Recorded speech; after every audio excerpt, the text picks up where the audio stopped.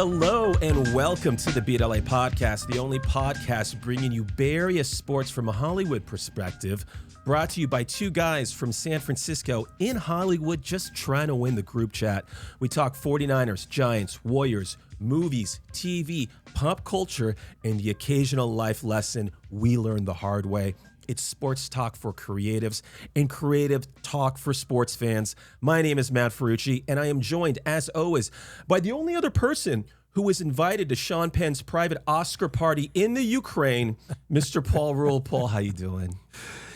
Matt, I just got back. Yeah? And I don't know if you saw that Sean Penn was given an Oscar of that they forged out of a blown up train car that the Russians had blown up. Interesting. So That's nice. Yeah. How is, I know you travel a lot, and I always give you the Kendall Roy music. How is the Ukrainian Riviera this time of year? Jesus. Hey, you know why he went, right? Everyone's like, why wasn't he at the Oscars? Yeah. Because they wouldn't let him smoke in the theater. That's what I was told. That's what you were told? No, I wasn't told that, but it's the only rationale. I think I heard there's a lot of blind items of the actors and actresses at that doing real bad shit. Really? Yeah, I've seen. Can we cut to that clip? I don't want to put anyone. I heard Emma Stone timed her drinking so that they didn't cut to her in her movie at the wrong time like they did last year. Apparently, I try to time my drinking, Matt. Oh, I know you do. I try not to do it before noon. I read that Leo. It's like a bad Dean Martin line or something. No, it's true. Yeah. No, I read Leonardo DiCaprio and Tiana Taylor from One Battle were hammered in the front. They had little bottles and they were going for it. I liked his mustache. I wonder did he do that for a movie? He looked very like 1920s. I love that they were drinking at the thing. Yeah, because usually the drunk one is the Golden Globes. True, very true. Very true. Speaking of Zelensky real quick, he seems like a good hang. Am I crazy? He doesn't like to wear the suit. He wears the same thing. Dude, he was an actor. He was a sitcom star in the Ukraine. In the Ukraine. Yeah. In what's the city there? Kyiv? Kyiv. Yeah. Kyiv Family Matters. It was the Kyiv version of Family Matters.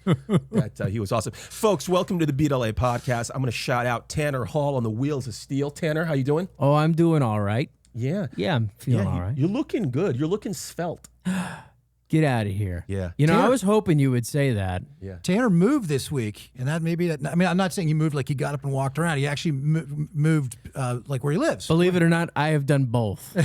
And moving is like a workout in itself. Absolutely. Yeah. And we also got Mark Rodriguez, Mastermind Media, as well. We're in his house. So shout out to Mastermind as well. Love it here. Chuck Norris, R.I.P.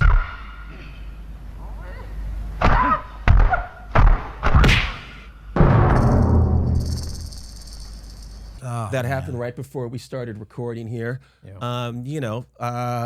One of the greatest. He Texas was, Ranger. He was Steve McQueen's karate teacher. That's right. And Steve McQueen said, "Hey, I think you should go and be an actor."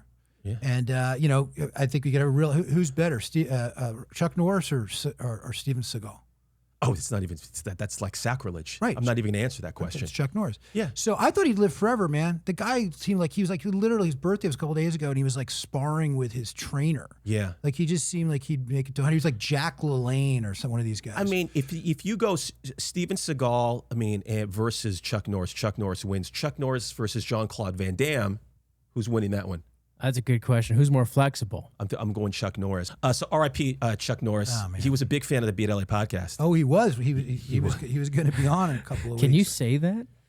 Yeah, you can. You can. You can when you know. He can't defend himself. I feel like we're trying to make jokes about Ukraine and Chuck Norris dying. What is wrong with us? Yeah, folks, let's get right to brass tacks. Yeah. We got a great guest on the show today, but before we get to that, you can watch or listen to the BLA podcast on YouTube, Spotify, or Apple Podcasts.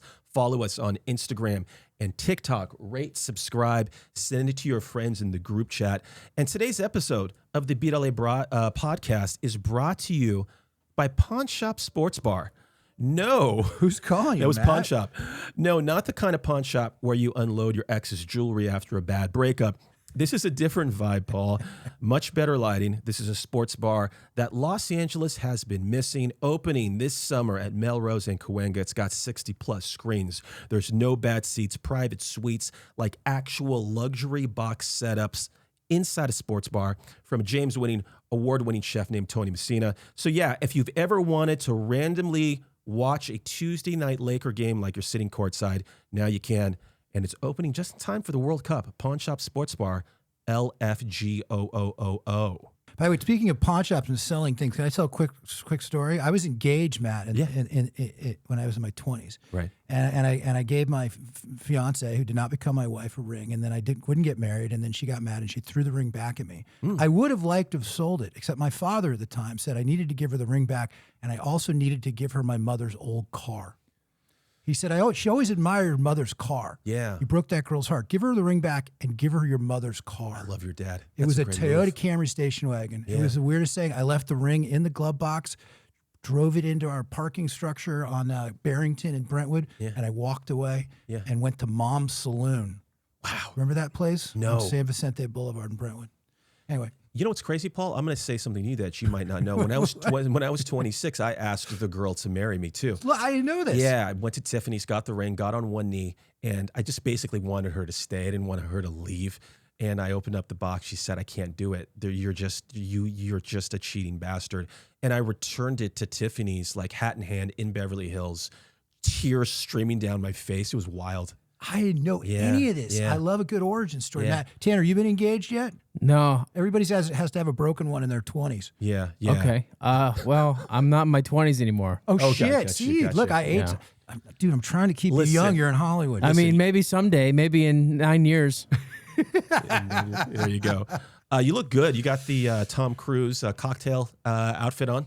I feel like I'm wearing a Huxtable outfit. You look great. Okay. I was at Indian Wells. We're going to talk a little tennis here, but Tommy Haas, the tournament director, was giving the trophies at it, and he was wearing a blue sport coat and a white T-shirt. Yeah. And I'm like, I'm going to do that today. We were both at the BNP. I went week 1, and I did the real tennis scouting, watching Raducanu and Potapova. You were there week 2 and saw the best match of the year so far, Djokovic versus Draper. We're going to talk a little about Jack Draper today. We actually totally buried the lead, Matt. Our guest today, I am over the moon that we landed this gentleman. And you'll tell us who he is. And I'll give a shout out about a friend who helped make this happen. That's right, folks. Stick around today. Paul, we got a great guest. And I'm not joking. All-timer, legendary broadcaster Ted Robinson is joining us. This is the voice you guys grew up on. Giants, 49ers, Warriors, Olympics, tennis. He's been everywhere calling some of the biggest moments we've ever watched. And we're going to be talking iconic calls, behind-the-scenes stories, and what it's like to be in the building for some of those moments. It's a great, great interview. It's great to have him on. And Paul, how did we get this guy? So Will Fratt, a buddy of mine and my brother's from San Francisco. He and Ted are friends. Yep. And thank you, Will. Hope you're listening. Yeah. But we appreciate it, man. Thanks for the assist. Will Fratt. Will Fratt. F-R-A-T? Double T. Double T. Yeah. When you got to go double T. It's like Chris Pratt. Right? Will. Yeah. Like L. Tanner, but with 2 T's. Yes, and 3 N's. Right. And 3 N's. That's actually how I used to spell it. And right. Yeah. It's on his birth certificate. So, folks, today we're going to save the Bay Area Roundup, the Giants, Warriors, 49ers, right? We're going to just save it for this interview. Right. All right. So, folks, stick around. Ted Robinson right after this. 49ers send 2 receivers wide right, 2 tight ends wide left. Smith in a gun with Gore on his left hip. 3rd down, Alex takes the snap. Alex looking, got it. The post, and it's got it. Come on, touchdown! Touchdown 49ers!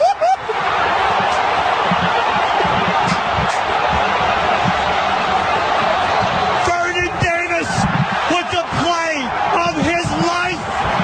Alex Smith with the play of his life. And the 49ers are 9 seconds away from playing for the NFC Championship. Can you feel Candlestick? Paul, our guest today, is a voice that every Bay Area fan knows. He called play-by-play on radio and television for the San Francisco Giants, the 49ers, the Oakland A's, the New York Mets, the Minnesota Twins, and the Minnesota North Stars, the Golden State Warriors, and just about every major sport you can think of. I don't know if he's done sumo wrestling, but we're going to find out today. He's been a national voice for NBC Sports, covering tennis, the Olympics, college football, the NCAA Tournament, and more. 2-time Emmy Award winner, a Notre Dame guy, and one of the most versatile broadcasters of his generation. He's a 5-tool player, Paul, and he also ran the 40 under 5 seconds. Welcome, Ted Robinson. Welcome, Ted. We are honored to have you here. Thank you, Ted. Matt, that's the introduction is fabulous. It's all factual until the end. God, I wish I could have run the 40 and 5. I'd have played instead of talked. 5'3"? 5'3", we'll go with that. I ran marathons because I had no fast twitch muscle. I learned that as a budding high school potential athlete. So I decided to run marathons instead. I heard you broke a bone or something in your leg when you stopped playing. So maybe that made you slower. Until then, I think you were super fast, right? No, that's everything that transpired in youth.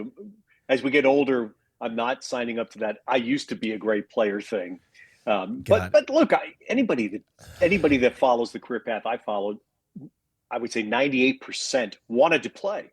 And at some point, Darwin wins, you're eliminated. Mm-hmm. Sure. And this is, to me, was absolutely the next best thing. So I started in college day one, and I've been blessed that I've never had to go to plan B. That's great. Some people have to go to plan C like us. What would plan B have been? Writer. I wrote a lot in college. Okay. And I did. You made the right decision as a guy who's been a writer for 30 years in Hollywood. Yeah, no, I understand that. But when I went to college, I had been hurt pretty significantly in high school. So that was the hope of doing anything competitively was gone. But that's what I did. So I wrote a lot, and that was what I figured would be the backup if somehow somebody hit me in the throat with a baseball bat, or if I got Tanya Harding, so to speak. And, sure.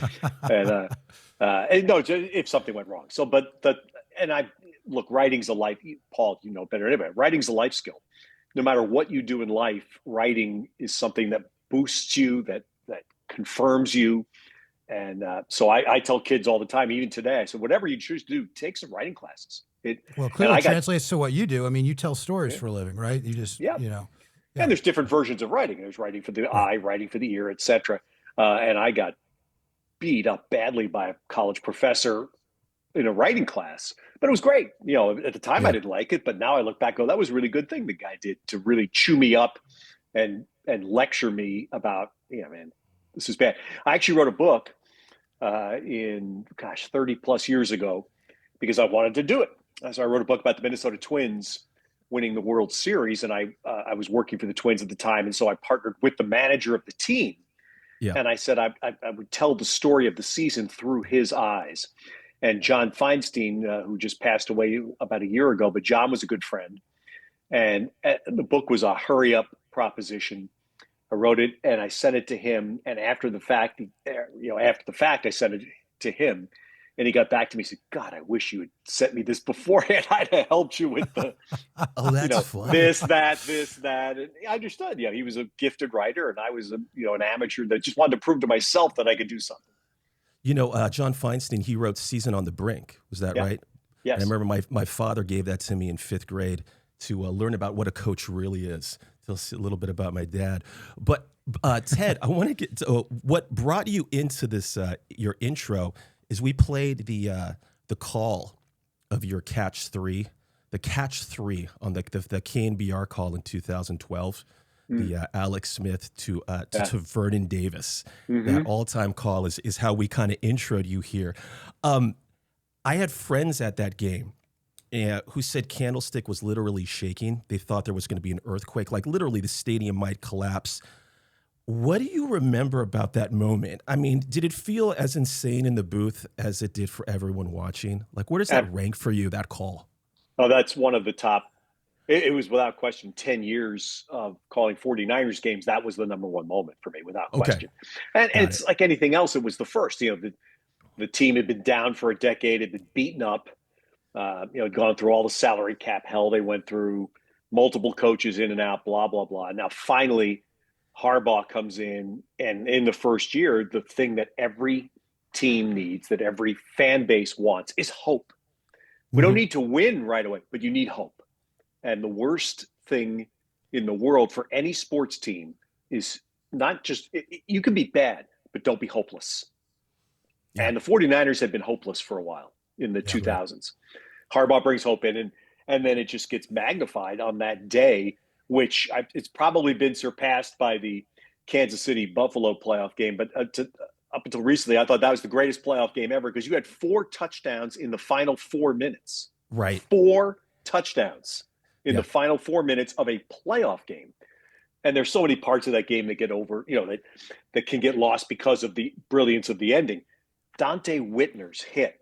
Breeze moving to his right. He throws, and the tackle is made by Dante Whitner. Dante Whitner with a great break on the ball and the big hit right there.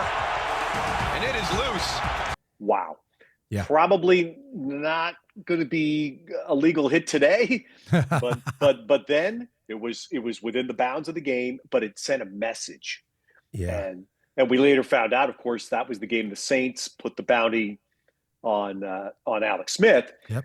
But Dante Whitner sent a message in that first quarter with that hit.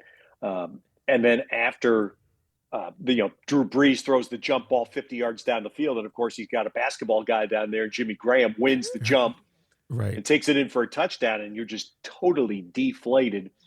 And then the 49ers come back and they throw a little cross to Vernon that gets them down into New Orleans territory. The bootleg run, it's funny because the following week he honestly became a GOAT. But on that Alex Smith touchdown run, Kyle Williams threw the block. Wide receiver Kyle Williams cracked back down and threw the block on I forget the DN's name, that allowed Alex to turn the corner and get out. Sadly, the next week, Kyle, two punts that. Yeah, I mean, I'll be honest. I'll finish with this, guys. That one saddens me because of the 3 straight years that Harbaugh's teams were excellent. 3 straight championship games, without question. To me, the first one was the best team. Yeah, and it wasn't the best offensive team, but that defense was unbelievable. And 49ers would have won the Super Bowl that year had they beaten the Giants in the championship game. I'll go to my grave believing that. That defense was so good. The Giants didn't score on them. The Giants took advantage of the fumbled punts. That's right. That's how they won the game. Yeah, I mean, Paul and I were watching that game, and when that Dante Whitner hit happened, we on television went, ow. You could hear the bones crunch. But for Alex Smith and Vernon Davis to have that catch after being through the doldrums for so long was so intense. Hey, Alex, the year before, in 2010, playing the Philadelphia Eagles on a Sunday night at Candlestick, and Alex, this is the moment that made Alex. After the team had started poorly, Jimmy Ray was the offensive coordinator. This was Singletary's last run, basically. Yeah. They had to fire Jimmy Ray after, week 3 or something. It was just abysmal. So now we're playing the Eagles, and it's not going well at the start. And the fans are booing. And suddenly Alex comes off the field, and he sees David Carr. Remember David Carr? Oh, yeah, the backup quarterback that year. David Carr's warming up to go in the game. And I'm calling on the radio, but then the next thing my eyes are going back and forth, and I look back down, and Alex Smith and Mike Singletary are like this. They're right in each other's face. The next possession change, 49ers get the ball. Alex runs back out on the field. That was the moment. He stood up for himself to Mike Singletary. And I've talked to him about it in subsequent years, but it was a phenomenal moment because, he had been jerked around and, we had Sean Hill the previous year, and then they brought in Troy Smith in 2010. Remember the Ohio State quarterback? That's right. David Carr. I mean, it was just Alex had been jerked around so much that he stood up. I just so happy he stood up for himself. So fast forward to the catch 3. Right. Yeah. And for Alex, who we didn't even think would be back with the 49ers in 2011, but chose to come back, talk to Harbaugh.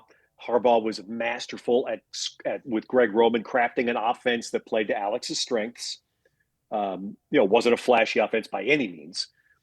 But when Alex threw the ball to Vernon, it's one of the 2 or 3 calls I'm most proud of in my life because you can't script that moment. And in the emotion came the line, "Can you feel Candlestick?" Because that's what it was. Yeah. Because it was this. What you said, it was this. Man. You absolutely, we were living it. It was crazy. People thought it was going to come down. Paul, from a writer standpoint, that's where you get the inside juice. We write that scene where he's standing up to Singletary right there. Yeah, that's great. The recall of all that is amazing, Ted. And you literally that's just with the power of the spoken word and sort of radio too. I just relived that whole game in an incredible way. Like that was, yeah. I want to go back to 2012 for a bunch of reasons, but anyway, thank you for that. That's so cool. Paula hit me up when you were coming on, and the first thing he said to me was, did you know he got his start doing hockey in Oklahoma City? And I said, get out of here. And then he said he started in the NHL for the Minnesota North Stars. Can you just quickly give us what that sitcom looked like when you were starting out? We're always trying to get ideas from our guests that we can go pitch. So come down to Hollywood. We'll go sell a sitcom. Okay, well, I'll give you one or two ideas. But anyway, so the condensed story is I was a junior in college. I went to Notre Dame. I was a junior in college. At that time, this was 1976 for dated reason. But Notre Dame hockey was really good, actually second or third ranked team in the country. I was doing student radio. The announcer for Notre Dame hockey on a commercial radio station got a job in Los Angeles and left South Bend in the middle of the season. So now the station is left without a hockey announcer. And the Notre Dame sports information director told the station, hire the kid, hire me. He can do it. I've heard him do it on student radio. So I got hired, $25 a game, which in 1976, man, that's beer money. I was buying buds for everybody. Right. This is two game weekends. I was making $50 every weekend, but that was the start. So I did about a year and a half then of Notre Dame hockey on commercial radio, and over that point, we went to Minnesota to play the University of Minnesota Gophers. I met a guy named Lou Nanny who had been a longtime player in the National Hockey League, was just retiring and became the general manager of the NHL Minnesota North Stars. I had him on as an intermission guest, and he said, what are you doing after you're finished? I said, I'm going to look for a job. He goes, send me a letter. So I sent him a letter in probably February, maybe before my graduation. And now it's getting down to April, and all your classmates have jobs. Everybody has jobs, and I don't have a job. And I got a call from Lou's assistant in Minnesota, said, reach out to this guy in Oklahoma City. The North Stars had just signed this contract to have Oklahoma City be their AAA farm team. So contacted the owner of the team, flew me down, offered me a job, got the job. I was about a week after graduation. I went there. I was, because of stuff when I was a kid, got pushed ahead. I was only 20 years old. I was 20 years old when I got my diploma and went to Oklahoma City. Couldn't drink. Still couldn't drink. It was still in the Baptist days, serious Baptist days then, and Sundays were completely dark, all that stuff. So I lived in Oklahoma City for 14 months, and I was miserable. I was a New York City born and raised kid. I did not like Oklahoma City at all. So I moved, and I applied for a job in the same league in Cincinnati, and I went to Cincinnati in the fall of '79. Minor league teams in a major league building, by the way, which was a bad business deal. Early December of 1979, I have tickets to go to a concert in the arena, Riverfront Coliseum. It's by that time a 3-year-old building, 17,000 seats, brand new. Go to a concert. I have a bunch of friends come down from Notre Dame that were still there. We go in the employee door of the concert, and out wheel two bodies on stretchers. Whoa.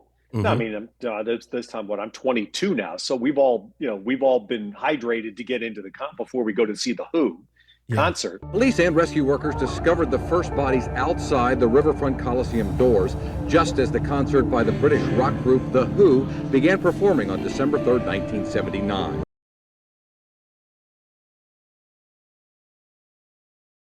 But I'm an employee in the building, so I have a key. We go in the employee entrance, we get up. Can't even get to our seats. There's 22,000 people in a 17,000 seat building. Intermission, I go out to go to the bathroom. I see a guy who at the time felt like a grandpa. He's a 50-year-old news reporter for one of the Cincinnati stations who I know. And I said, man, what are you doing here? And he goes, well, I'm here to cover the kids that died. I go, oh, yeah, we saw a couple of guys. They must have OD'd. He goes, you don't know what happened? Told me what happened, which, again, you go back on YouTube, you can find all the footage of it. But the end of the story was, 9 kids got trampled to death. Oh my God! In a festival seating, just a disaster.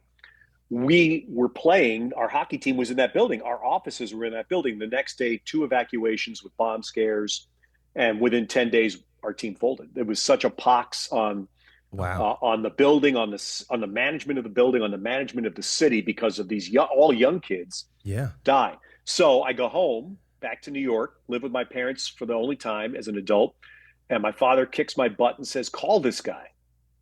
And I go, come on, Dad, I'm not going to call this guy. Is this February of 1980? It was right around the time of the Lake Placid Games. Call this guy. This guy was Charlie Finley. It's great. Charlie Finley, was still the owner of the A's. And the reason that registered with my father was because Charlie Finley lived in Chicago, but he had a farm in LaPorte, Indiana, which is halfway between Chicago and South Bend. And he had a massive barn right on the Indiana toll road. So every time a kid from Notre Dame drove to Chicago, he drove by his barn because it had a huge A's logo on the roof. But Charlie liked Notre Dame, so he'd come to a Notre Dame game once or twice a year. So here's the true story. You can't make this up. I cold called him. I'm a 22-year-old kid. I cold called his office from my parents' home, and his secretary put me through. And I talked to him. Wow. And I said, I'm a Notre Dame graduate. I'm a sportscaster. I'm my team just went out of business, but I just want to do anything involved with broadcasting. Well, I've got some broadcasters, but I may have something, so call me back. Okay, so this is like early February now, so spring training has just started. Yeah. Well, as it turned out, Charlie was trying to sell the team to these guys in Denver. The sale never went through. So as February and March bled through, I called him, and now I'm not getting through. The secretary's not putting me through anymore. In early April, I'm in Chicago visiting who is now my wife. She was working for a bank in Chicago at the time.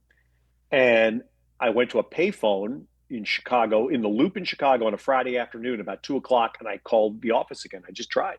Yeah. They put me through. What? Yeah, you're the guy, the Notre Dame guy that called me. Yeah.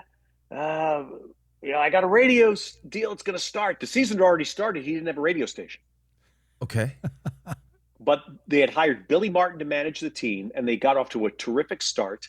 So now some Oakland radio station decides to take the games. And Finley goes to me after the 3 or 4 minutes of bluster, where are you? And I said, I'm on this intersection. I'm probably a 10-minute walk from his office building. Come over here right now. And I'll see you. So I go to his building. I go up. I go sit in his office. And within half an hour, he tells me he already has 2 radio announcers, veteran radio announcers hired, but he needs somebody to work in his front office. Come back here Monday morning at 11 o'clock, and we'll work this out. Whoa. So I have a job now. I have a job with a major league team. I don't know what the heck it's going to be, right? But I'm a 22-year-old kid unemployed, and I have a job. So Monday morning, I go back. Honest to God, true story. Now, of course, when I went Friday, I was dressed kind of like a bum. Yeah. I wasn't prepared for it. Now, Monday, I got a suit on. And I go back Monday morning, and I walk in his office at 11 o'clock. And, of course, didn't I tell you to be here at 10? Okay. Oh, oops. Okay. And thankfully, I had enough presence to, Mr. Finley, I'm sorry. I must have misheard. I believed it was 11 a.m. I'm sorry, even though it was 11. Sure. But I sat in that chair at 11 a.m., and I didn't get up until 5 p.m. 6 hours sitting in that chair. No pee break, nothing. I talked to him for probably 10 minutes total in those 6 hours. In the meantime, I heard him call Bowie Kuhn. I heard him call Billy Martin. I heard him call 1 or 2 other owners. I forget. Some insurance business, because that was his primary business. He was an insurance man. And then every so often he would talk to me for a minute or 2 between calls, and then he'd get interrupted by something else. So at the end of it, at like 4:45, it's, all right, I need somebody to be a director of promotions. And I said, Mr. Finley, I will do anything in your front office. Can I have some role with broadcasting? Because that's what I want to do. And I'm saying that thinking I would get to do the pregame show. Let me do a pregame interview with a player. I'm happy. Sure. And he goes, how about if you do 1 inning of play-by-play on the radio? Just 1 inning. So now I've soiled myself, okay? Yeah. And he goes, but you're not traveling. I'm not paying for you to travel. Right. That's fine, Mr. Finley. You can do an inning. You can do the third inning on every home game. Wow. What day would you like me there? I walked out of there with a job. And within, I don't know, a week, I went back to New York, got my stuff, flew to California. Right. And I worked for Finley until the end of that season when he finally sold the team because he was getting divorced. That's why he had to finally sell. Got it. And, gotcha. And so anyway, that's when I went back. And the North Stars brought me back to Minnesota. But anyway, that's a true story. I cold called Charlie Finley and ended up getting a job at 22 years old with a Major League Baseball team. It's young people today have no concept of doing that because they cold call. What do you mean cold call? Send them an email. Right. That's incredible. Connect on LinkedIn, message them or something. Yeah, something like that. And the number of gatekeepers for a major league owner at this point. Oh, I know. That's right. That's Paul. That's right. That's just an amazing start for you, and you were there like the beginning of Ricky Henderson, and you got some Billy Martin, Billy Martin. I mean, was there a they have these things on podcasts now where they ask ex-athletes like, "What's your welcome to the NFL moment?" I think I saw Tyler Lockett was like, "My first game. It's when I went over the middle and Patrick Willis hit me." Did you with the A's have your welcome to broadcasting moment when you found yourself interviewing somebody and you're like, what is happening right now? I'll tell you, that's a great question, Matt. It's not quite a broadcast moment, but it's more just, again, the real world. Okay, so, I mean, I'm at this point, I'm 22, and I've cold called an owner who was, at the time, and younger people don't realize this, but at the time, Charlie Finley was a huge, high-profile guy. Oh, sure. And Major League Baseball was trying to run him out. They didn't like him. He owned an ABA team for a while. He owned an NHL team for a while. By now, he and Bill Veeck, they were the guys that had all the gimmicks too, right? Gimmicks, exactly. Yeah. Charlie was a promoter, self-styled promoter, but he had tried to sell players in 1976 when free agency started. He sold Vida Blue, Joe Rudy, and Raleigh Fingers. Maybe sold them for cash because he was going to lose them as a free agent. He sold them for cash, and Bowie Kuhn vetoed the deal because he said, that's not competitive. Cash. Right. If you trade for players, that's a different story. So anyway, now in that season, the A's wind up having a remarkable year. They finished second that year. Billy had put together a pitching staff that was remarkable. And you can look this up on baseballreference.com. 1980 Oakland A's, 162-game season. Number of complete games by their pitching staff, 94. That's insane. I remember that picture. They were on the cover of Sports Illustrated. Brian Kingman. Yep. Steve McCatty. Wow. What was Norris? What was his first name? Mike Norris. Mike Norris. Was Tony Armas on that team? I don't know. Henderson, Murphy, and Armas. Yep. Ricky. That was Ricky's first full season. But it was a brilliant outfield. The infield was kind of patched together. Yeah. But the starters, Mike Norris was the best starter. Yeah. Rick Langford. Matt Keogh was third. Steve McCatty was 4. And Brian Kingman was the 5th. Brian Kingman lost 20 games. And he had like a really good ERA. In the time, a really good ERA. But they had 94 complete games, and 4 different pitchers of that fivesome pitched 14 inning complete games that year. Unthinkable. Baseball. That's insane. When you said Brian Kingman, I was thinking of Dave Kingman. No, Brian I know. Kingman. Gotcha. Yeah. Gotcha. So I'll finish back to your question, Matt, real quick. Now the season goes along. The A's are having a really good year, and finally, here comes a local person to buy the team, the Haas family. Sure. And Walter Haas is this dignified, wonderful man, so well respected in the community, and he's willing to buy the team. And so baseball says, "Get this thing done." And Charlie was obviously. He could no longer stall or dance because his wife was divorcing him, and he needed to sell the team. Yeah, sure. So Charlie consummates the sale. It's late August, and Charlie decides, I want to do a day for Billy Martin. We're going to honor Billy because here's this hometown guy, Oakland guy, comes back and revives A's baseball. It was only a few years after the World Series teams, but like 77, 78, 79 were really bad years. So now, boom, life back in the A's. Well, Charlie says, he goes, yeah, Robinson, you go get some gifts for Billy. Go get people to give us things to give Billy. True. Yeah. So I call around and we get things. And of course, somebody, Charlie's cousin, Carl, who ran the team, got a Cadillac. And that was the big thing. So now the day of Billy's day, Charlie decides to honor Billy by flying in Mickey Mantle, Whitey Ford, his old drinking buddies, and Hank Bauer.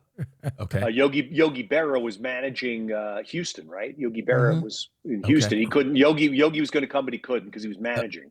I think that was Houston that year. Anyway, so those three guys come. So now on Sunday, the day of the Billy Martin Day, my job is to make sure I corral 4 people, get them up to a golf cart. We're going to go out to behind the center field gate at the Coliseum. We're all going to get in the Cadillac, and I'm driving the Cadillac all around the dirt onto the field and dropping each of the special guests off at their appointed base. Well, so this is supposed to happen, I don't know, around 12:30 or 12:45. So about 11 a.m. Sunday morning, I go down to Billy's office. Knock on the door, go in. Why? Come in. Wow. Empty bottles strewn everywhere. Yeah, right. Guys sprawled. Yeah. Billy, who barely knows, I mean, he doesn't know who I am. He's seen this young guy walking around. He could care less about me. So I'm explaining, okay, gentlemen, listen, here's the deal. Mr. Finley, we want all of you to meet me at this place. And they're just hooting me and razzing. Get out of here. Don't leave us. They're all hammered. Yeah. Including the guy that's going to manage the game that day. Yeah. So now I'm just like turtled. I'm turtled up now. And I turn around and I walk out of Billy's office and I turn right down the corridor and immediately bump into a gentleman in a pinstriped, immaculate suit, dapper and distinguished as could be, who was the 4th person to be in the car. Young man, I believe you must be looking for me. I look up. It's Joe DiMaggio. Joe DiMaggio. Yeah. Wow. Where would you like me to be? What do you need me to do? So within 10 seconds of being, taken out, basically kneecapped in the office, I walk out and that's Joe DiMaggio. Wow. Unbelievable. So and the end of the story is it all happened. Rest his soul, Mickey Mantle almost stumbled getting out of the car. That scared the living bejesus out of me for a second because I would have been blamed. Sure. But that was an incredible moment. And it's sad. It's the only moment. I have no picture of it. Oh, man. No picture. I drove a car with Joe DiMaggio, Mickey Mantle, Whitey Ford, and Hank Bauer. But, I mean, that's 3 Hall of Famers. Right. 3 legends of the game. I drove that car on the field. DiMaggio not like being in the room partying with those guys. That's like meeting, like bumping into know about the him. Pope or something. Yeah, that's incredible. That story makes me want to get a cocktail after this. I know it's happening now. It's 12 o'clock somewhere. You're in Atlanta, so the fact that you were on that really memorable A's team, that you went to the Who concert for that, you've been on the doorstep of history of we're going to go through some of those if that's okay. Yeah. We got a few of those here. Like we want to bang just quickly like a lot of your greatest hits, Ted. Here's a question: the Giants, 97-08. And everyone probably asks you about watching Bonds, and we had actually Richard Aurelia on the pod recently, and he talked about what it was like to be on base as a runner watching Bonds home runs. But he was talking, that team had a lot of real characters like Santiago, Snow, Jeff Kent, Marvin Bernard. Was Rod Beck really living in a trailer outside of center field drinking beers? And did you ever drink beers with Rod Beck? Yeah, I did drink beers with Rod Beck in hotel bars on the road. Okay. Yeah. I mean, Rod was great because it was generally after games, back then, I'd have a beer or two after a game, and often in a hotel bar. Rod, by that point, had his wife Stacy traveling with him to keep him corralled. Rod was a wonderful guy. The ending, obviously, the ending is tragic. Rod was wonderful. He was just a wonderful guy that clearly fell victim. I do remember Rod was upset though because by '97. They were sort of the front office had sort of pivoted on him, and they brought Roberto Hernandez in. Remember? Right. Remember that trade? And I'm pretty sure Roberto Hernandez pitched the division clinching out, and Rod was in the bullpen ready, but Dusty didn't bring him in. Okay. And I think Rod was pretty hurt by that because Rod had done. I mean, in 93, the stretch run of 93 was extraordinary. You'll never see a guy do that again. He probably sacrificed his arm, really sacrificed his arm at the end of 93. So by 97, he was no longer the fearful, he had to pitch differently. And then, of course, he gets the last laugh on the Giants in 98 at Wrigley. Yeah, right. In the playoff game, in the playoff game, by throwing like a 17-mile-an-hour cutter in on Joe Carter's hands to pop him up to end the game. I mean, that was what Rod had to do. He didn't have the heat anymore, right? So he found ways, do this and he did it. And the Cubs made the wild. We didn't make it. That's a playoff game to me, but it was the one and done playoff game. I remember that. That, by the way, we've been doing this podcast. This is our 61st episode. Yeah, first time we talked Rod Beck. That makes me so happy. I knew you would. You would like. And that. I got friends who are listening. Who are going to be listening to this. They're going to be toasting Rod. What are the players during that time? I would too. Rod was a wonderful guy. Like I said, we all know people in our lives that have fallen victim to substance. It doesn't it doesn't denote who they were. Rod Beck was a terrific guy. Yeah, and just a different age of baseball. The era we grew up with, and a great Fu Manchu mustache. Yeah, that's true. No, one of the greatest of all time. Everyone talks about Bonds on that team, and was there a personality that stood out during that sort of the era when you were covering those Giants? Whether it was Ellis Burks, or was there someone that doesn't get talked about enough that you really kind of made an impact on you, or just from a good guy standpoint in the clubhouse? Wow. It's funny because I started my time with the Giants kind of spanned eras. I was there for the last year of Will. Okay. The last couple of years of Robbie Thompson and Matt Williams before Matt got traded. That old gang, Kurt Manwaring. My first year, 93, we still had Buddy Black and Trevor Wilson and Jeff Brantley. I mean, guys that had gone back to the Al Rosen, Roger Craig era. Right. And those guys sort of filtered out. I mean, I'm making this answer up. First name that jumps in my mind, Willie McGee. Okay. And and Willie McGee was such a respected person, one of the most respected people I was ever around in baseball. And that's why he had such, longevity in the game. And when the St. Louis Cardinals, when the Giants, his time ran out with the Giants, the Cardinals brought him back, and I know I talked to Willie about this. They had him try to mentor J.D. Drew. J.D. Drew was a little more difficult, and perhaps had a little entitlement in him. And Willie McGee was the man assigned. And Willie told me once he was frustrated because it wasn't getting through to J.D. Drew. That's on him. That's on Drew, because Willie was fabulous. I'll tell you a guy that was great later in the later years of maybe the Giants, Rob Nen. And I always had an affinity for closers anyway, because they were the closers are the guys that have to be 100%. Like a batter makes out 7 times out of 10, he goes to the Hall of Fame. Closer fails twice and you want to ship him out. Yeah. It's absurd. And another guy who sacrificed his arm for the team, right? I mean, yes, exactly. Right? He was never the same again. Yeah, exactly. And we had you mentioned Richie. Richie was fabulous. I'm friends with Richie to this day, with JT to this day. Those are the guys that the team was great. And look, the years I was there 93 through 01. So my last year was the Bond 73. Right. That team was, in essence, I will stand up and say it was 23 plus 1 plus 1. Barry was an island unto himself, and Jeff Kent was an island unto himself.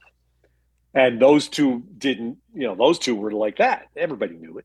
Right. But the beauty of that team, and Dusty, to his credit, this is why Dusty, slam dunk Hall of Fame manager, he never let that splinter the team. The other 23 were always strong enough. Sean Dunston, great presence when he came back later in his career to play for the Giants. Yeah. Tremendous clubhouse presence. Oral Hershiser's 1 year with the Giants he was outstanding. Oral tried his best to, get in with Barry and to bring Barry, not to help Oral, but to help the team, to get Barry to be more a part of the team. Yeah. So those are, that's 5 minutes from now, more names may jump in my mind, but Those are the guys. Quick, and then we want to talk some tennis. I was about to tee up there. Yeah. And you don't have to answer this question, but how do you feel about Kent getting into the Hall of Fame and not Bonds? Because there's no way Kent is in the Hall of Fame without being in that lineup with Bonds. Yeah, I'd say to me, Paul, that's two separate questions. Should Jeff Kent be in the Hall of Fame? To me, yes. Right. Separate question. Should Barry Bonds be in the Hall of Fame? That's not even you can't even rationally deny that Bonds should be in the Hall of Fame. It's the obvious issue that we know. Jeff Kent absolutely should be in the Hall of Fame. Offensive numbers that had never been done by a second baseman. Sandberg had been close. I'm trying to think who else. There may be more guys since Kent that have done that, but at the time, Honus Wagner, maybe. I don't know. I'm trying to think of others. But Jeff was putting up constant 100 RBI seasons. That was incredible. Yeah. And honestly, I would tell you that 2000, Barry won the MVP. I think Jeff should have been the MVP of the league.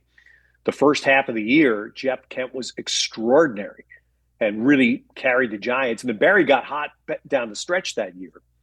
And the Giants ended up winning 97 games, won the most in the division in 2000.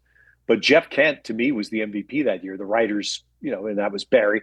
And look, Barry had probably been shorted once or twice in prior years, so somewhat leveled out. But that's so anyway, my answer, Kent, absolutely Hall of Fame.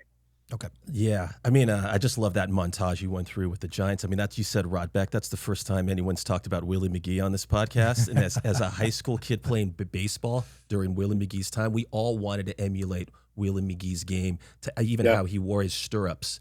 So he was one of the coolest. Like you, Paul here is a tennis junkie, and Paul, you wanted to hit him with a couple of tennis questions, right? The McEnroe. What else? There was a couple. Yeah, 2 tennis questions. So we'll start with. So obviously you have this long standing relationship with John as your tag team partner in the booth. You got any good McEnroe stories for us? No, there's a lot of John stories, but the first year or two that John worked at the U.S. Open, he's just off the booth, or just off the court, rather. He's just retired. So this is the mid-'90s. And John was still had the mindset of a player. So we were calling a match one night at the U.S. Open, a night match, and something went on with the production and some decision that was being made that John differed with. So he gets frustrated. We go to, it's the end of 2 games. We go to commercial break, and John takes the headset off and boom, slams it on the floor. And he's walking around and he's, let everything rip verbally. So I'm watching this thing. And I mean, now I know John a little bit. We're getting along, but we're not having developed as close a friendship yet. So I let this go for about 30 seconds, maybe 45 seconds. And he's ranting and raving and ranting and blah, blah, blah. And I'm not doing this anymore. I'm out of here. And so I just looked at him. I said, John, here's the deal. So there's probably 75 people downstairs whose jobs depend on us putting our headsets back on. So that's amazing. You should do that.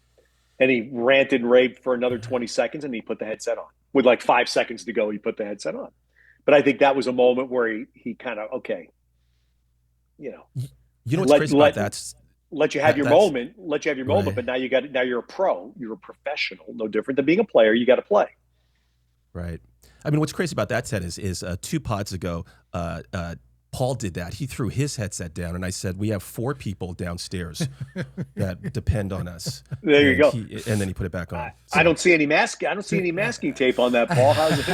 Yeah, exactly. Well, that explains your relationship with him, and the dynamic in the booth, I feel like. Breakfast at Wimbledon. We see Bob Bachet, the man responsible for coining the phrase, standing right there. He held the doors again for these players. You've been part of this. It seems fitting that today history can be made here. I think it's surprising that it's happened this quick. You guys compliment each other so well. And then I heard that you give him credit for getting the Wimbledon gig, right? So clearly whatever happened in that moment when you kind of saved John's announcing career potentially, that he could return the favor. Well, I always like to think I was the Peter Fleming of TV for John. Peter Fleming was his greatest doubles partner forever. Trust me, I remember. And John I ball-boyed for the Davis Cup in San Francisco against Italy, I think in 19, I don't know what, and anyway, Fleming and McEnroe were the team on that. And I actually, I don't want to talk myself, Ted, but I was on Evening Magazine, I think, or PM Magazine in San Francisco. Do you remember that? And I was ball-boying for the Transamerica Open. and they interviewed me and they asked me what I thought about John McEnroe, and I said, I think it's funny when he gets mad and stuff. So McEnroe and I are very connected. I saw him play when he was his freshman year at Stanford. He played at Harmon Gym at Berkeley, and I ball boyed for that. Yeah, so I've always had a McEnroe man crush. John, wildly smart, extremely loyal, and look, he knew when something worked and was going to help him and make him look better. John was part of that, being a team. So he recognized, I think, that we collectively worked well together. So he went. I mean, he didn't hire me, but he definitely went to bat for me with NBC, and that meant a ton. And I will never be able to repay him for that. You know, you just brought up a great thought that I had, and maybe I'm fishing here, but like how you've handled the partners you've had in the booth, maybe the John McEnroes, the big personalities. Did watching managers like Billy Martin or Tom Kelly or Davey Johnson inform how you kind of manage the personalities you deal with in your career? Yeah, that's a great question. Yes, because I was around. I don't count Billy because I wasn't around close enough to Billy. But I did 23 years of Major League Baseball, and I would say standing out right away: Tony La Russa, Tom Kelly, Dusty Baker, and those three managers that I spent enough time with. And Tony at the very beginning of his A stint, and then Tom Kelly for my years in Minnesota, including a World Series, and then Dusty for 9 years. It's just extraordinary to watch how they handled personalities. And I already referenced the Dusty deal.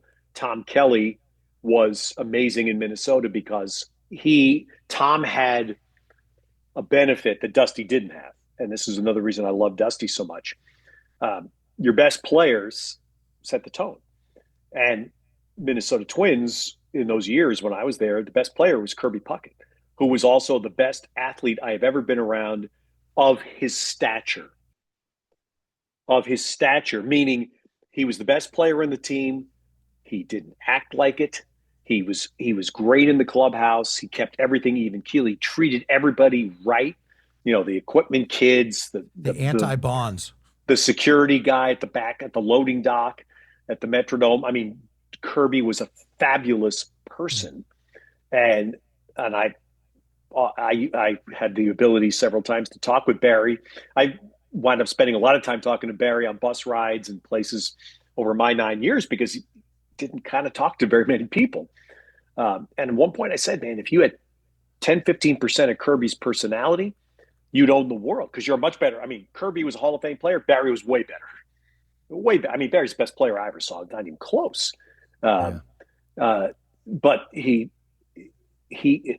Kirby on the field looked like he was having fun, looked like there was nothing else he'd rather be doing. And that's the greatest thing you can communicate as an entertainer, performer, public eye person. Barry always looked like he was miserable out there, scowling and angry. Yeah. And Barry, I learned this, I truly believe this, Barry was one of those people that played better when he was angry. Anger was his fuel. And I've seen people like that. Kirby was not like that. A little bit like McEnroe. McEnroe would have his outbursts. Kind of got warmed up. And suddenly he would, he'd that's a good point, gear. Paul. Yeah. You know, I want to bring it back to tennis real quick because Paul and I were just at the BNP. And we know you're up against some time here. Yeah, we could talk to you forever. We're going to rapid fire some stuff here. Oh, yeah, no, we're good. We're good. Okay. It's the Sinner and Alcaraz world, and we're all just living in it.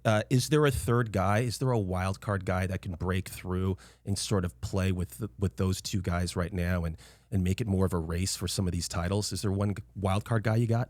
There are a couple of candidates, nobody yet, and that's what tennis needs because this is 2000. Right now it's 26. We're about 2006, 2007. We're about 20 years ago when Federer had already established himself, and now here came this little kid from Spain, and Rafa's winning. So now they're the kings. But they needed a third, and it was basically 07, 08 when Djokovic became the third. Tennis right now, you have Sinner and Alcaraz. We need the third. There's a couple of people. I think a guy that's overlooked a little bit in that conversation is from England, Jack Draper. Yeah. And he has the game. He just got hurt, and he's back playing now after missing about 8 months. He has the game. He's in his early 20s. He's probably the same age as Sinner and Alcaraz. He's in their age bracket. Younger kid, teenager from Brazil has been very hyped. João Fonseca. that's this. Everybody raves about skill set. I've heard this over almost 40 years of tennis. I hear this all the time. Skill set. That's great. It has to translate to results. So Fonseca, it's way too early to judge, but he's a guy that's being labeled in that potential mode. But that's exactly what tennis needs. I would say, to me, Draper's the closest right now. If he can stay healthy, he's the closest to being the third. Okay. You get a lefty in there. The third guy's always got to be a lefty. Yeah, right. So that is a great. So you called the 2008 greatest tennis match ever played, the Federer Nadal. Again, you being our narrator for history. Can you tell us something about that match that maybe we don't know? Wow, something about that match that we don't know. That's hard because there's been books. Or whatever you want to tell us about the match. Yeah, books and films written about it. I mean, I would say it will never be matched again. And it wasn't, I'm not saying it was the greatest quality of tennis. It was great tennis, but there have been other matches of equal, maybe even slightly better quality. The overall scene can't be replicated because now there are roofs everywhere. But there was no roof at Wimbledon. And you were dealing with rain delays and inclement weather.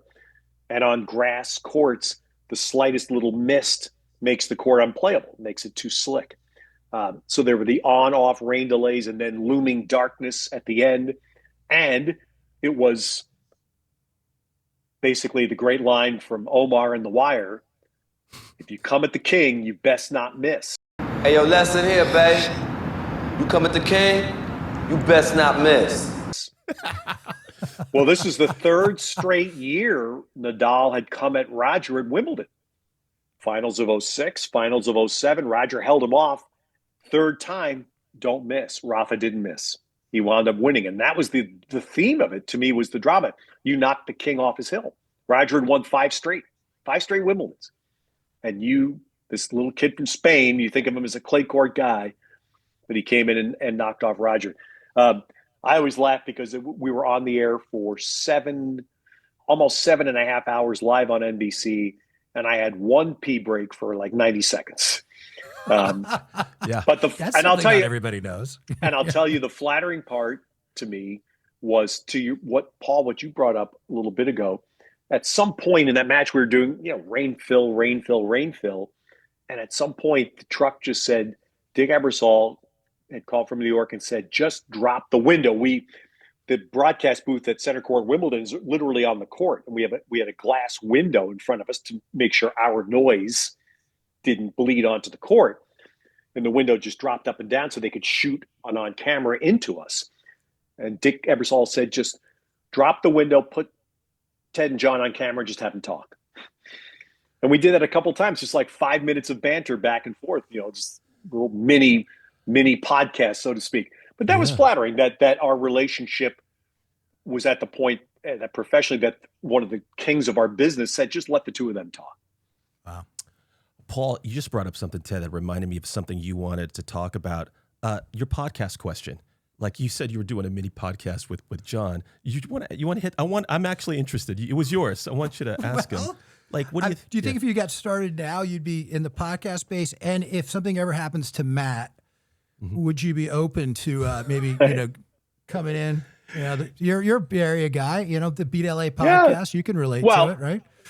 That's flattering, and yes, I would, because we haven't even talked about the Warriors. I mean, no one remembers anymore because it's 40 plus years ago. I was the solo Warrior announcer for 2 seasons that weren't very much fun, but it was an incredible opportunity for me at 20. I was 26 years old, for gosh sakes. But so I the only Bay Area sports team for whom I've never worked were the Raiders, who are no longer a team, but are no longer Bay Area, but.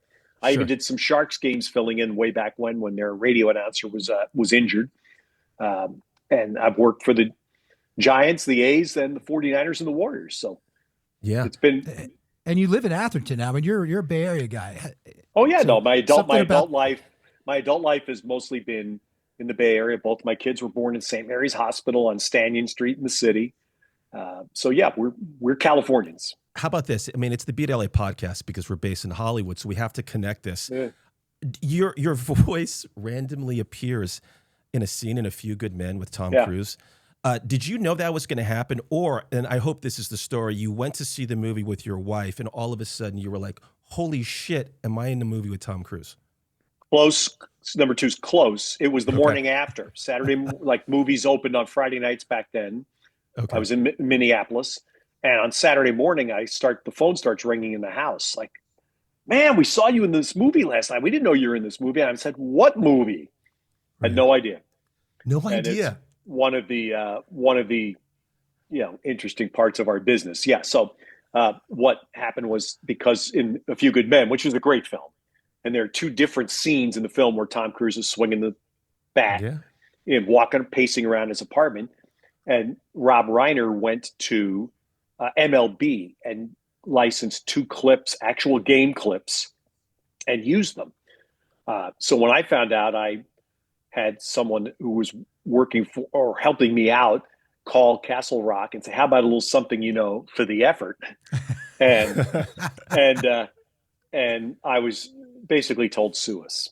Really? Okay. I figured you got your SAG card, that you negotiated this. Yeah. I am a 44. You're auditioning.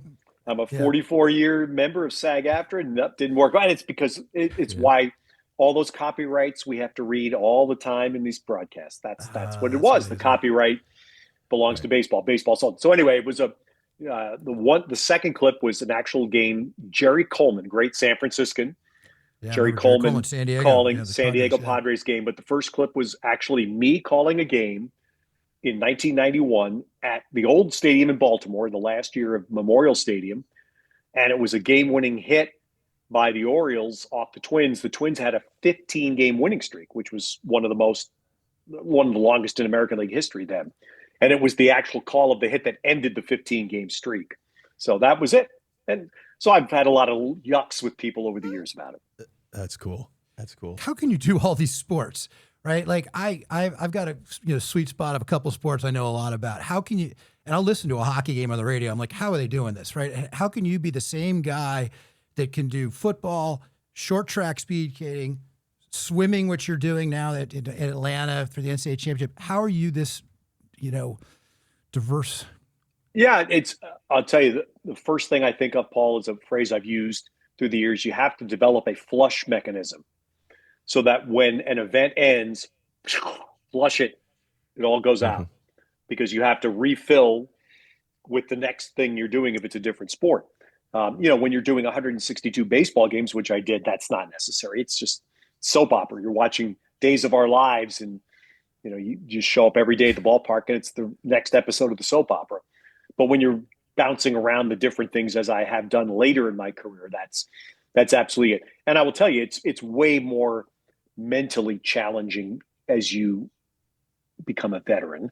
It's just that, and that's the challenge for me. It is a challenge now at this point in my career, is the mental exercise. And the last thing I'll tell you is the hardest sport to do by far right now for me is college football, because the sport's a mess anyway. It's never been. There's no uniformity to the sport. So you have some schools dress 175 guys. Everybody wears double numbers. You don't get as much help as you used to in terms of information. It's really hard. And now the last element that has been introduced in the last decade now is that announcers are also supposed to be rules experts. Sure. I mean, that's I didn't get into this business to be a rules expert. I don't memorize rule books. And I know there are people that, and you do, and I study a lot of football rules now during the season. I watch a lot of videos about football rules, but no way I'm going to know what the people that are being paid to know the rules on the field know. Right. Do you have a favorite sport for announcing? That's a great question, because it changed. It was baseball for a long time. That's what rooted me. I would say more than sport right now, the two events. I love the Olympics. Just got in my blood. I never did one until I was 40 years old, and I got hooked. I've done 15 in a row now. And the best sporting event I ever had a chance to call was Wimbledon. Wimbledon is just the Masters. Wimbledon is the same. And I did one Masters way back for USA Network Thursday, Friday, and it's great. And Wimbledon's the same way, except it's a much nicer place than Augusta, Georgia.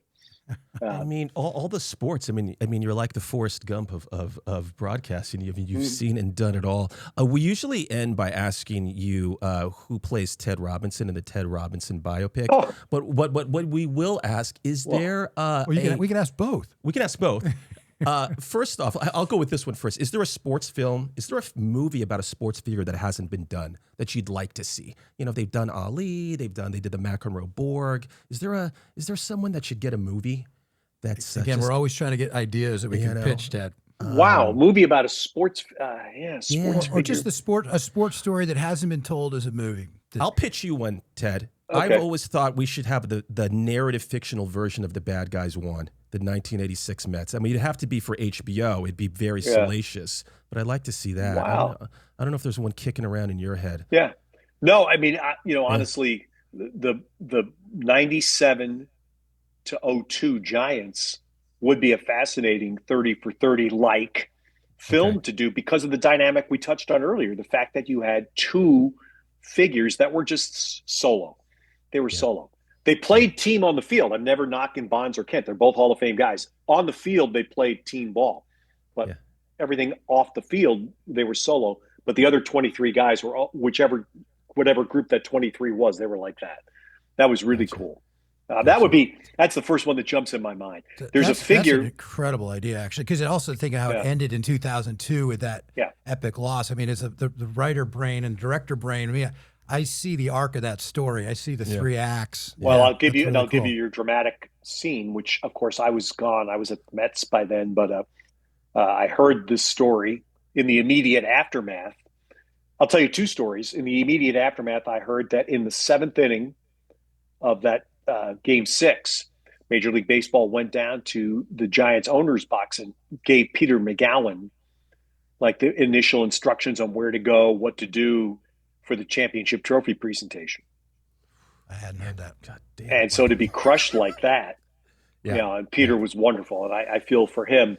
I will tell you that in the probably 3 weeks after that World Series ended, I went to a wedding of a player, and actually it was Sean Estes' wedding. Sean and I had become friends because he was with the Giants, and then we both ended up with the Mets in 2002. Yeah. So now Sean gets married, and he invited my wife and me to the wedding. So there's a bunch of Giants players all at the wedding, and of course, it's what am I supposed to say? So we're in a group circle at the reception, and somebody brought up the subject of the series, and somebody started talking. And everybody had a little wine, so they were feeling loose. And I finally just said, "Okay, guys, who should have started Game 7?" And 7 guys all pointed at the same 8th guy who was there, Kirk Reeder. Yep. Wow. Yeah. Amazing. Again, it shows you what the internal feeling of a team was. Yeah. Kirk Reeder, general fan would say, "Come on." But inside they understood this guy compete his tail off. His tail off. And he pitched with a rabbit foot in his pocket, right? He just always seemed to win. Yeah. Wow, that's amazing. Ted, we got to get you out of here. This has been a privilege for us. This has been too much fun. It's been a real honor. Thank you, Ted. Well, no, you guys are great. This is a wonderful thing. And I said I could do 2 more hours with you. So at some point, ask me again. We'd love that. Oh, my God. We will. So, Ted, great job. And thanks for coming on. Thanks, guys. Second and a half. Very tough play right there. He should have come up with the rebound. My goodness. So now Valpo's going to have to go the length of the court. 2.5. The inbounds pass to be thrown by Jamie Sykes. Carter pressuring. It's to Jenkins, the Drew for the win. Gone! He did it! Bryce Drew did it! Valpo has won the game! A miracle!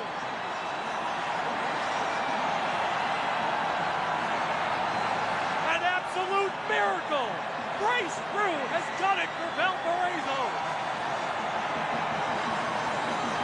Paul, I mean, I didn't know something was on my bucket list until that just happened. What a great interview.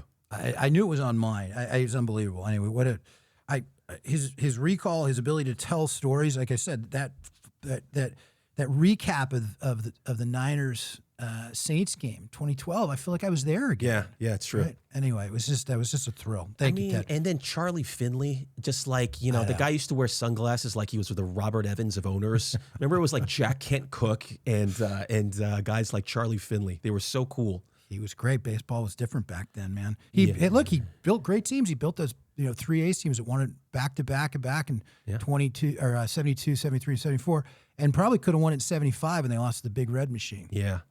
We came out of break. We didn't get a chance to talk about it, but we came out of break. Instead of the break music, we cut to his Valparaiso NCAA call because it's the NCAA tournament. Yeah, right. And that got me thinking. Me and Paul were thinking about the Mount Rushmore of greatest calls of all time. Now, on Mount Rushmore, there's 4 presidents. So 4 calls is what I'm thinking here, Paul. Great, love it. So you get 2, I get 2. All right, I'm going to go. I thought Trump had already put his head up there. They're not not 5 yet? There's not 5. There's still only 4 presidents. There's still 4, I think. Okay, all right. You go first. Who's on your Mount? What's your first one on Mount Rushmore, greatest call? Number 1? Or just one of them. One of them. No in particular order. Do we believe in miracles? Yes. I had that here. See? Al Michaels. Yep. The puck is still loose. 11 seconds. You've got 10 seconds. The countdown going on right now. Morrow up to Schultz. 5 seconds left in the game. Do you believe in miracles? Yes! Unbelievable. 1980, U.S. beating Russia in the semis of the Olympics at Lake Placid. Gotcha. Then they had to go beat Finland in the finals, by the way. Can you imagine the hangover they must have had after beating Russia, and then they still got to go win another game? That's wild. Yeah. That's wild. So you got Al Michaels, Do I Believe in Miracles? Do You Believe in Miracles call on there. I'm going to go with Bill Buckner. 3-2 to Mookie Wilson. Little roller up along first. Behind the bag. It gets through Buckner. Here comes Knight, and the Mets win it. I knew I was going to guess that. Vin Scully's Bill Buckner call through his legs, through the wickets, Game 6, 1986 World Series. We just cut to that clip. So I got there. I got that on the... I love that. I also, because I think Vin Scully is the greatest announcer maybe who ever lived, other than Ted Robinson. And I like when he doesn't announce Dodger games. So, yes, to have a great moment that is not a Dodger moment. See, now this is where it gets fun, because I thought that you would go 1-2. We'd go 1-2 with the Miracle on Ice and the Buckner thing. What's your second one? Who's the third call on the Mount Rushmore? So it's a good question, Matt, because there's part of you, like, did I have to be there? Did I have to be alive and listening to it? No. So, of course, it's the Giants win the pennant. The Giants win the pennant. Interesting. You know what? I'm going to give you a 3 and a 3 B. Just because that's my favorite phrase. That's your favorite phrase. Did you have another one in your bag? I'm going to think about it when you talk. Okay. So I was thinking about that one. I was thinking of like more recently the Mike Breen double bang call from Steph Curry. I was also thinking the Pat Summerall call on Montana to John Taylor. He's like, Montana drops back to pass, John Taylor touchdown. It was so, but I'm going to go wild card. I'm going to go with the Gus Johnson call. This is kind of wild. He's known for his crazy calls. The Ohio State Denzel Ward call. Wardenschlager to the sideline, caught. First down. Woo! What a hit. Denzel Ward. You got barbecue back there? And you didn't invite me? Hurt my feelings. See, now, Paul, I've said this to you many times. I've said to you, do you got barbecue back there? You don't. You hurt my feelings. That's up there. Gus Johnson just has to be up there. Okay. We have to do another segment of this next week, which is like the most ridiculous things announcers have ever said. And then, like, poop through a diarrhea-infected goose. Ben goes through everyone. True. I just wanted to get... Like Michael Irvin's in there or somebody. You know, Gus Johnson also has a great call where Chris Johnson of the Titans breaks a tackle and is running down the sidelines. And he goes, that's getting away from the cops' speed. Ooh. First down and 10. Johnson gets a shoulder square. Watch out. He's got getting away from the cops' speed. Yeah. Yeah. Wow. And he kept his job after that. Yeah. Okay. All right. Well, there's our greatest calls. That's our Mount Rushmore this week of greatest calls. Paul, let's wrap this baby up. I had a lot of pet peeves this week, but did you have some? I'm going to keep mine low. But So I'm keeping mine on the announcer theme. So I watched the World Baseball Classic, right? So did I. Which, U.S. underachieved. Mark DeRosa, there's a reason he doesn't have a job as a major league manager. Right. Have some issues with the whole thing.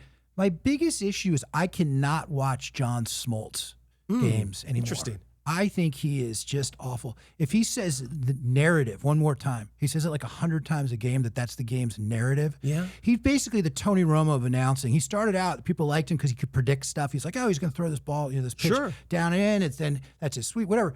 Now he's just the master of the obvious. Why are so many announcers so shitty? You listen to Ted Robinson, Hall of Famer, amazing. Like, why do I have to listen to Tom Brady, Tony Romo, John Smoltz? Aren't there good and what the fuck is going on here? Why can't we have great classic announcers anymore? I love this pet peeve. I think it's right in my wheelhouse. The other day I was listening to an old clip, and he passed away recently. It was Tim McCarver. Yeah. And whether you loved him or hated him, he was interesting. And I think that's the big thing. Yeah. Yes. But there have a lot of comparisons happening with John Smoltz and McCarver now. Oh, really? People like McCarver, then they got sick of him. So a lot of it's that people get sick of guys. Yeah. But I just think Smoltz, there's a lot more guys out there with a lot more personality. It'd be a lot more interesting. I prefer A.J. Przinsky to John Smoltz. True, but I would take I'll take John Smoltz. I'd take 7 John Smoltz over an FP Santangelo. Jesus, we're never gonna get. We're never getting John Smoltz on this podcast, just so you realize. So I want to put that pet peeve on your Mount Rushmore of pet peeves. Okay, thank you. I loved that. Here's one I have. My pet peeve, and I want Tanner to chime in here on this one if I'm crazy. Chipotle is wildly overrated. Am I crazy? Are you crazy? Objectively, maybe. Maybe? About Chipotle, I'm not sure. Okay. I mean, people talk about it like it's like some elite fast food experience. It's just a disappointment to me every time. And I'm also going to put another one on there, In-and-Out. In-and-Out. Ooh, that's going to create some... Listen, people act like it's some sort of religious experience. It's fine, okay? But people stop it with the In-and-Out is the greatest thing of all time. How do you feel about Fat Burger? It's been a while. It's been a while. Because people used to like Fat Burger. Yeah. I don't know. I'm just trying to think of an alternative. What about you, Tanner? What do you think about In-N-Out? I like In-N-Out. Where are you ordering from? The secret menu? Yeah, you mean guerrilla style? There are a bunch of Commando. There are is there a bunch Commando? I'm sure there is at some point. Yeah.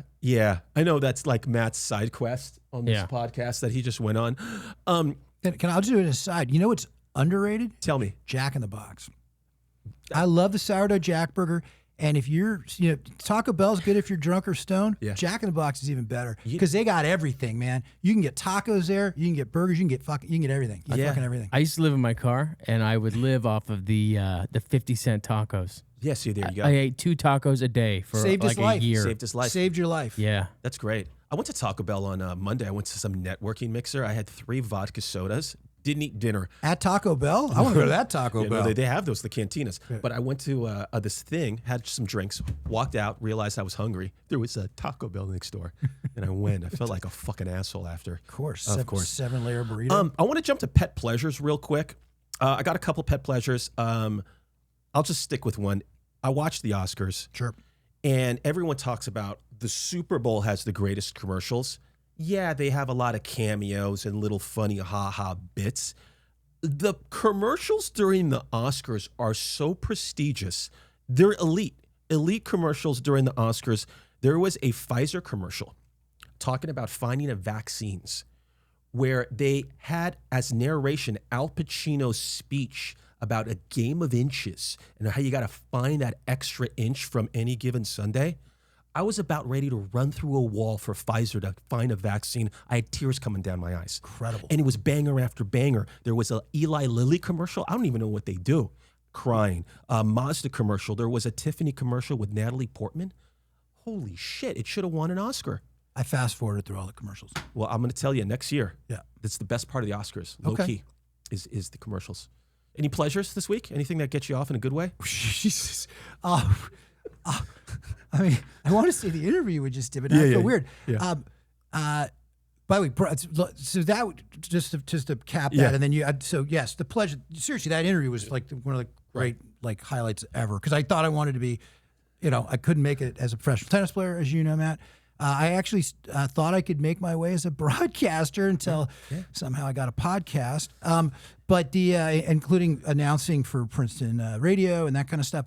But the breakfast at Wimbledon stuff to me is like that. He did 18 years of that. That's like in my brain and my heart, that is the most iconic like broadcast, important broadcast. It was the only time my father and I couldn't talk about anything, but I could sit at the foot of his bed and watch 5 hours of tennis with him. Right. When I watched the Borg-McEnroe 1980 finals, it's like the best memory of my father, even though we basically didn't talk.